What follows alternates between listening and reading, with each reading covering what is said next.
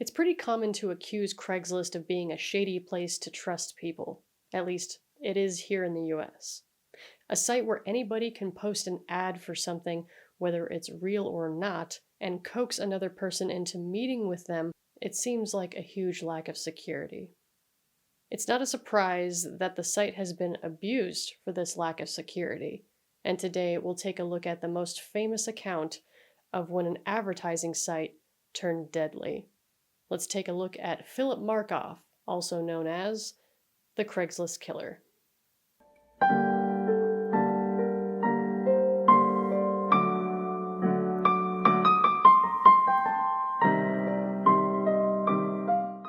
Craigslist is a popular website operating as a classifieds advertisement forum with sections including jobs, gigs, resumes, community services, discussion forums, items wanted, and for sale.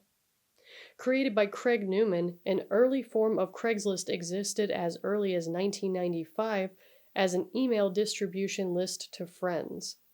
In 1996, it became web-based and expanded into other categories. By 2000, it was widespread in the US and Canada, and today it covers 70 countries. The original idea of the site was rather wholesome. Craig was new to the San Francisco area and wanted to help people connect to each other in a helpful manner with local events and small ads. It started out innocent, but now when you talk about buying something on Craigslist, the common reaction is caution as scams had to start showing up once the site spread. Trusting your tight-knit community might be more reasonable, but trusting a stranger on the internet sounds dangerous, and that's where Philip comes in. Philip Haynes Markoff was born February 12, 1986. He grew up in a small town in upstate New York in a middle-class household consisting of his mother Susan, father Richard, older brother Jonathan, and half-sister on his mom's side. Growing up, Philip was described as a well-behaved young man who kept very much to himself by friends and neighbors. But it's always the quiet ones you have to look out for. Philip was also described by teachers as academically brilliant, and after high school he attended SUNY Albany, where he became a pre-med student. In 2007, he graduated and began applying for medical schools. It was in his second year at Boston University School for Medicine when things in his life would take a dark turn. In 2005, Philip met Megan McAllister while they both volunteered at the Albany Medical Center Hospital, and by 2009 they were engaged to be married. Things looked like they were on track for success in his life, but under the surface, he was not okay. Philip was now $130,000 in debt thanks to student loans and a nasty gambling habit. This growing debt had Philip turning to Craigslist in 2008, where he showed a side of him dramatically different from the mild-mannered man that he was on the outside. He sent explicit messages and photos to men who were looking for transvestites on the site, but at the time he didn't secure a meeting with any of them. On April 10th, police found Tricia Leffler bound, gagged, and robbed at gunpoint at the Westin Copley Place Hotel in Boston. This would be the first encounter Philip had with victims of Craigslist, looking to meet up and rob them blind. On April 13, 2009, Philip responded to an ad on the then labeled Erotic Services section, later renamed Adult Services, before being removed from the site altogether. Jalissa Brisman was a masseuse and aspiring model who posted an ad and exchanged several messages with Philip, both under fake names, agreeing with him to meet on April 14th. Mind you, this was 4 months before he was to be married, but his intentions were to get money from her, and this went south real fast when he ended up attacking her. He tried to restrain Jalissa, then bludgeoned her with his pistol before firing at her 3 times, then fleeing the Copley Marriott, also in Boston. Clinging to life, Jalissa was to lose the battle later at the Boston Medical Center, which was the same institute Philip was studying to become a doctor.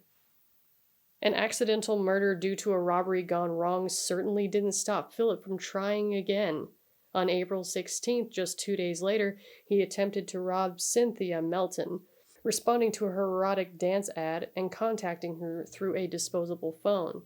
Once again, he bound the woman, but fled the scene of the Holiday Inn Express in Warwick, Rhode Island.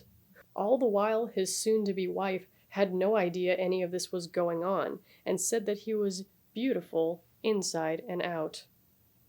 Police knew they were looking for someone committing robberies in quick succession in close range of each other. All the victims were offering sexual services, and all of them were contacted via Craigslist. Philip wasn't particularly smart about any of this, as in a short time police had secured footage of him coming and going from these hotels, knowing that their guy was a 6-foot, clean-cut man with blonde hair. On top of this, police found and traced emails sent back and forth to Julissa that led them straight to Philip Markoff's apartment. They followed him for several days until they pulled him over on his way to a casino with his fiancée, which must have been a shock of a lifetime for her to hear that he was being arrested for armed robbery, kidnapping, and murder. Upon searching his apartment, police found the gun with matching bullets, zip ties, duct tape, a laptop with conversations with Julissa, several disposable phones, and several pairs of stolen women's underwear.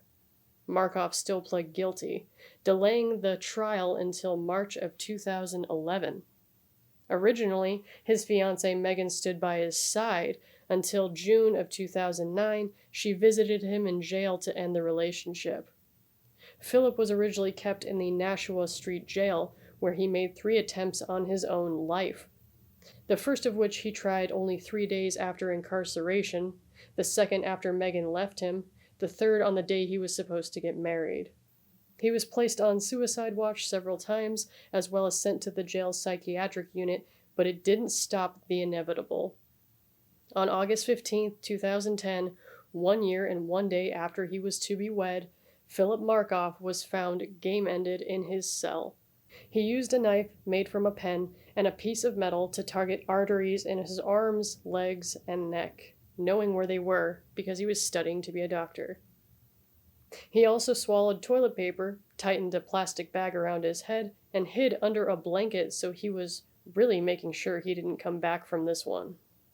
Additionally, he wrote his ex-fiancee's name and each other's pet names on his cell wall in blood, with photos of them scattered around. Perhaps that perfect life he really wanted with her could have been achieved if he hadn't made such horrific life choices. Thanks for watching. For more true crime and horror, please consider subscribing. Game with me on Twitch. I game there 4 days a week. Follow me on Twitter, and also my Instagrams. And as always, be well.